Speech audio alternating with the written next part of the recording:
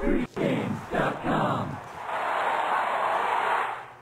Welcome back to pregame.tv.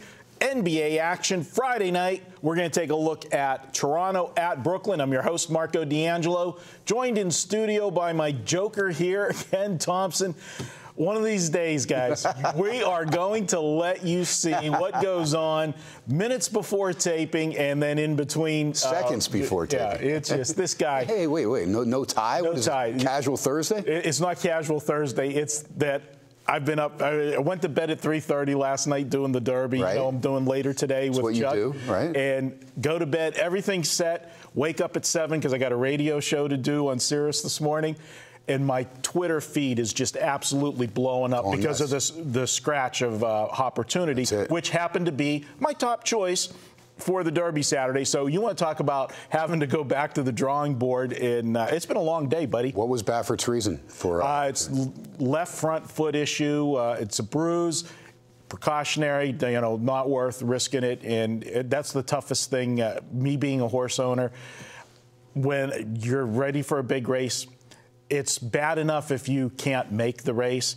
But when you're already there and you've put your money in it, you're there. You're at the Derby. You're in. You drew in. You've got a great post position. They had one of the better draws. And then have that happen, it's absolutely devastating. But speaking of devastating, the Brooklyn Nets, if they lose Friday night, I mean, there's going to be a lot of people that, they wrote Toronto off. They figured Brooklyn would roll through this team. The way they played the second half of the season, the way, the experience factor with Pierce and Garnett, against a young Toronto team. Toronto's, they're one game away from moving on. That's a sick game, though, yesterday, fourth quarter, because the Nets stormed back. They tied a couple times. Here's the thing. I know it's a backcourt violation when Williams goes back to get the ball. But he shoots that ball. That's goaltending. I'm sorry. That's goaltending. Looked at it 20 different times. Goaltending. And that ball might have gone in, banked in or whatever, had it not been deflected. I know it's from 60 feet out, but that's goaltending. That's a three-pointer. Brooklyn should have won the game. If they actually showed that up to a rules committee or whatever, you can't deny it. But they missed the backcourt violation. Should have been called prior. They're thinking, time's going to run out. Just throw it up. Sure enough, a goaltending. Like, who would do that? But it did. That's crazy. It's crazy. What else is crazy is if Toronto and Washington both advance, who would have thought that? Because everybody said, and and I agree. We talked about it on videos in the last couple weeks. How many people you heard them say heading into the playoffs? Two teams you don't want to face in the East right now is Chicago and Brooklyn, and we lost one of them, and they went out with a whimper. I mean, Washington. Congrats to them. They played very good. John Wall, going to be a superstar in the league, doing very well.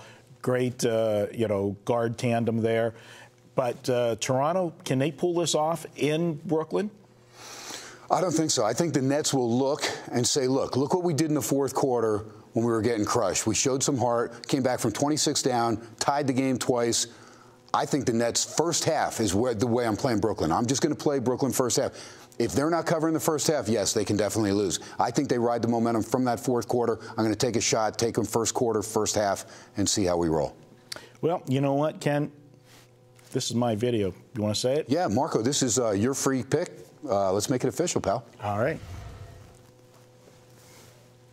All right. Everything's on the line for Brooklyn in this one, guys. And you figure with the experience they have, the inexperience of Toronto, they haven't been this far in a very, very long time in the playoffs, that this is Brooklyn's game to get. And they very well may get it. The problem I have with it is you're going to pay a premium if you want Brooklyn.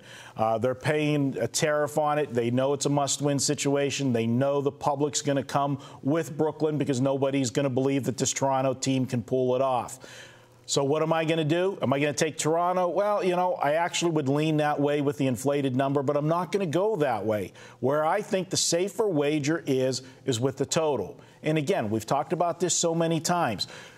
Use correlation in your handicapping. If this game is Brooklyn's to get and their backs are against the wall, Brooklyn needs to play a half-court game. Brooklyn does not want to go up and down the floor with Toronto. Now, granted, they're coming off a very high-scoring game in Game 5, and that's inflated this total. But if Brooklyn's going to have a shot of winning this game, they need to slow it down. We've already seen two other teams that were in Game 5 facing elimination, and the games went under the total. We saw it last night. We're taping on Thursday with Houston and Portland. Houston needed that game. It was a big game. Every possession means something. It slows the pace down. We saw it with Washington and Chicago. Although Chicago did get eliminated in that game, Chicago was able to get the tempo that they wanted rather than Washington going up and down the floor. I'm going to go to that same formula here. I think Toronto will go into Brooklyn, but Brooklyn will dictate the tempo in this one. They want to play a slower game, and I'm going to take the inflated total because of Game 5, and I'm going to take this one under the total for my free play. Take Brooklyn, Toronto, Friday night under the total. That's my free play, and we're going to be right back, guys. We'll be looking at a Saturday video. You're going to have it. We're going hockey. We're going to get a little hockey action there. The LA Kings, they'll be facing Anaheim, and boy, what a turnaround the Kings did against the San Jose Sharks. We'll talk about that next. Pregame.tv.